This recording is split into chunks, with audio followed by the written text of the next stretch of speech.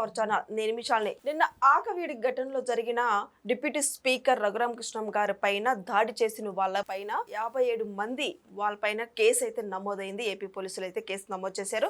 మరి ముఖ్యంగా అసలు ఆయన పైన ఎందుకు దాడి చేయాల్సి వచ్చింది, అసలు ఆ కారణాలు ఏంటి, దీని మీద పూర్తిగా విశ్లేషించడానికి మన స్టూడియోలో ఉన్నారు సీనియర్ జర్నలిస్ట్ దుర్గా కుమార్ గారు ఉన్నారు. వారిని అడిగి తెలుసుకునే ప్రయత్నం చేద్దాం. నమస్కారం సార్. నమస్తే అమ్మశాలిని, మన వీక్షకులు కూడా. సార్, రఘురామ కృష్ణం గారి పైన అసలు ఎందుకు దాడి చేయాల్సి వచ్చింది? ఇప్పటికే 57 మంది పైన కేసు అయితే నమోదైంది సార్. అసలు ఎందుకు, దాని వెనుక కారణాలు ఎవరున్నారు, ఎందుకు దాడి చేయాల్సి వచ్చింది అంటే ఏం చెప్తారు సార్? అసలు యాక్చువల్గా ఎప్పుడైనా స్పీకరు, డిప్యూటీ స్పీకర్ల మీద ఇలాంటి దాడులు జరగటం అనేది మనం ఇప్పుడు కూడా వినలేదమ్మా. మంత్రుల మీద అయినా లేకపోతే శాసనసభ్యులు కొన్ని వివాదాలు ఉంటాయి, కానీ సామాన్యంగా ఈ రాజ్యాంగ పదవుల్లో ఉన్నప్పుడు వీళ్ళకి భద్రత ఎక్కువ ఉంటుంది. రెండోది, వాళ్ళు కూడా ఇలాంటి పరిస్థితులు ఎప్పుడన్నా కనుక ఉత్పన్నం అయ్యే పరిస్థితి ఉంటే అసలు అటువంటి సాటికి వాళ్ళు వెళ్ళటం కూడా ఉండదు. మరి ఇంటెలిజెన్స్ వాళ్ళు కూడా ఎందుకు విఫలమయ్యారనేది అర్థం కావట్లేదు. అక్కడ ఉద్రిక్త పరిస్థితులు కనుక ఉంటే ముందుగా వీళ్ళు గమనిస్తే లోకల్ పోలీసు ఆయనకి ఇన్ఫామ్ చేసి ఉంటే కనుక అసలు ఆ ప్రోగ్రామ్ ఆయన క్యాన్సిల్ చేసుకుని ఉండేవారు. ఆయన మామూలుగా రొటీన్గా అనుకుని శ్రీరామనవమి ఉత్సవాల్లో భాగంగా పెద్దపేట, ఆకివీడులో ఉన్న పెద్దపేట అనే ప్రాంతానికి వెళ్ళారు. మరి అక్కడ అంతకుముందు ఇంకా ఏమైనా ఇష్యూస్ మీద ఉద్రిక్తలు ఉన్నాయా, లేకపోతే ఏమైనా రాజకీయ పార్టీలు లేకపోతే ఎవరన్నా వ్యక్తులు ఉన్నారో తెలీదు. దాదాపు ఆయన మీద అంటే తీవ్రమైన దాడిగానే జరిగింది. అంటే కర్రలకి మేకులు కొట్టుకుని వచ్చారు, అంటే వాటితో కొడితే అవి గుచ్చుకుపోవాలని. ఆయనకి బాగా దగ్గరగా ఉండి ఆయనకి రక్షణగా ఉన్న ముఖ్య అనుచరులకు కూడా అవి తగలటం, ఆ మేకుల్ని లోపల ఇరిగిపోతే వాటిని తీశారు డాక్టర్స్. ఆకివీడు భీమవరం ప్రభుత్వ ఆసుపత్రికి పంపించారు వాళ్ళని. దెబ్బలు బాగానే తగిలినాయి. సెక్యూరిటీ వాళ్ళు కూడా ఆయన్ని అతి కష్టం మీద అక్కడి నుంచి కారులోకి ఎక్కించడం కూడా మనకి విజువల్స్లో చూస్తే అర్థమవుతుంది. వాళ్ళు అప్పటికి కూడా దాడి చేసే ప్రయత్నంలో ఉన్నప్పుడు వీళ్ళు ఆయన చుట్టూతో ఉండి జాగ్రత్తగా తీసుకెళ్లారు. అయితే నాకు వ్యక్తిగతంగా ఏమనిపిస్తుందంటే, ఈ మధ్యకాలంలో అక్కడ కొన్ని అంశాల్లో, స్థానిక అంశాల్లో అక్కడక్కడ కొన్ని ఉద్రిక్తతలు, వేరే ఏదో శ్మశానానికి సంబంధించి దోవ వెళ్ళటము, అలాంటి స్థానిక అంశాల్లో కొద్దిగా ఉద్రిక్తతలు ఉన్నట్టుగా అనిపించింది. మరి దానికి దీనికి సంబంధం ఉందా లేదా అనేది తెలీదు.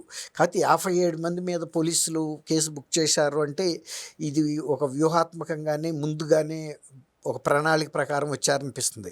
ఎందుకంటే దీనికి సంబంధించిన విజువల్స్ చాలా పర్ఫెక్ట్గా అందరూ కెమెరాలలో కవరేజ్ ఉంది అక్కడ.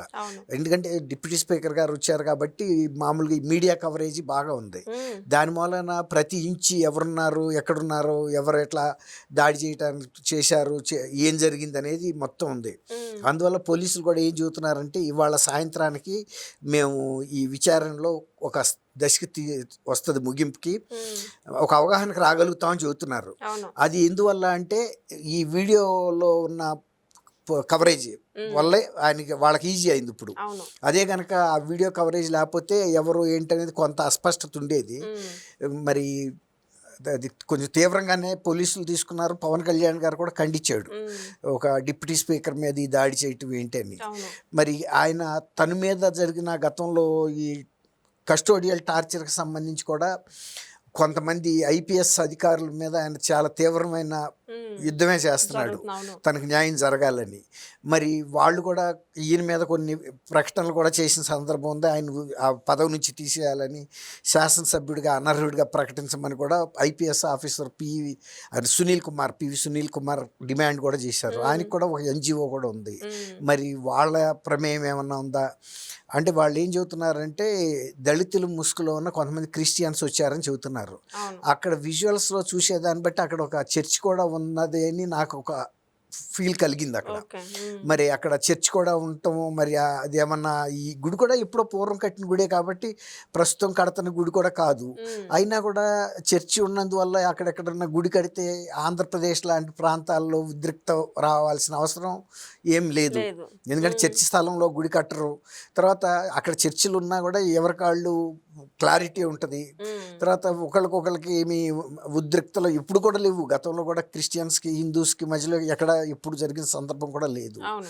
మరి ఇది రాజకీయ పరంగా జరిగిందా లేకపోతే ఏదన్నా జగన్ త్రిబుల్ ఆర్ గారి మీద ఉన్న కొంతమంది పోలీస్ అధికారులకు ఉన్న మొన్న మధ్య సునీల్ నాయక్ అని ఇప్పుడు ఆయనైతే అక్కడ చేసే అవకాశం లేదు. ఎందుకంటే సునీల్ నాయక్ ఏమో బీహార్ సర్వీస్ క్యాడర్ అయినా, అవును. రెండోది ఆయనకి ఇక్కడేమి ఎన్జిఓ లేదు, పొలిటికల్లో ఇన్ఫ్లుయెన్స్ లేదు, ఆ ప్రాంతీయుడు కూడా కాదు, ఆయన తెలంగాణలో ఆదిలాబాద్ జిల్లా అతను.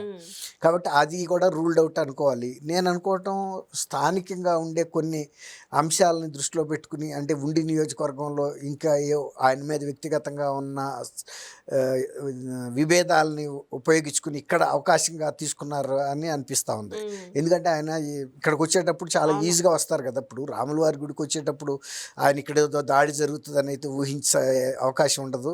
ఒకవేళ అట్లాంటి పరిస్థితి ఉంటే పోలీసులు కూడా ముందు జాగ్రత్తగానే ఇంకా బందోబస్తు పెంచేవాళ్ళు, లేకపోతే ఆయన వద్దనేవాళ్ళు. కాబట్టి ఏదో నియోజకవర్గంలో ఇతర అంశాలు లేకపోతే కొంతమంది వ్యక్తులు దీని వెనకాల ఉన్నారన్న భావన అయితే కలుగుతూ ఉంది నిన్న అక్కడ సిచ్యువేషన్ చూసిన తర్వాత. అందులో నేను గతంలో ఏలూరులో కూడా పనిచేశాను, ఇప్పుడు 84, 86 ప్రాంతాల్లో. అసలు ఉమ్మడి పశ్చిమ గోదావరి జిల్లాలో ఇలాంటి ఉద్రిక్తలతో వచ్చే సందర్భం, రాజకీయ నాయకుల మీద దాడి చేసే సందర్భం ఎప్పుడు నేను అయితే చూడాల. 2 ఏళ్లలో 2.5 సంవత్సరాలు నిన్న పనిచేశాను. చేసిన దాడిలో వైసీపీ ఇప్పుడు టీడీపీ నేతల మీద కొంతమంది కూడా దాడి చేశారు, రాళ్ళ దాడి కూడా చేశారండి. మరి ఇప్పటికైతే టీడీపీ నేతల మీద కూడా అవును, వాళ్ళకి గాయాలు తగిలి గట్టిగానే తగిలినాయి. అవును. అసలు ఒక రకంగా హత్యా ప్రయత్నం అని కూడా అంటున్నారు. బహుశా హత్యా ప్రయత్నం సెక్షన్స్ కూడా పెడతారు. ఎందుకంటే వాళ్ళు మేకులు కర్రలకు కొట్టుకొచ్చారంటే అది ఒక క్రిమినల్ గ్యాంగులు చేసే పని తప్ప మామూలుగా విలేజెస్లో వాళ్ళు అప్పటికప్పుడు చేసేటట్టు కనిపించట్లా. అదేదో ఒక పథకం ప్రకారమే వచ్చారని నాకు కూడా అనిపిస్తుంది. తర్వాత మీరు అన్నట్టు రాళ్లతో దాడి చేయటం, అంత తీవ్రంగా అంతమంది గాయపడటం. అసలు రఘురామరాజు గారిని తీసుకెళ్ళటం కూడా సెక్యూరిటీ వాళ్ళు చాలా కష్టపడాల్సి వచ్చింది. అయినా వాళ్ళు ఒక రకంగా దానికి కూడా ప్రిపేర్ అయిపోయారు. ఆయన మీద కూడా దాడి జరిగినంత పని అయింది.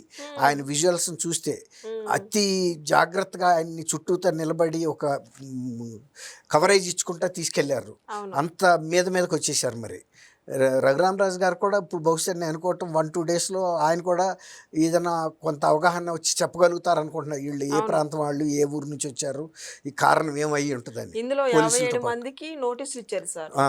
వాళ్ళు పిలిపించి ఇంట్రాగేషన్ చేస్తారు. అవును, 41A నోటీస్ అంటారు, అది ఇచ్చి ఉంటారు.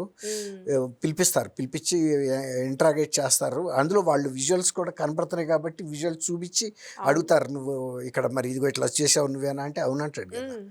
కాబట్టి దీని వెనకాల కారణాలు బహుశా రాజకీయ పరమైన ఏంటని అయితే నేను అనుకుంటున్నాను. Thank you sir. Thank you మా శాలిని, మన వీక్షకులు.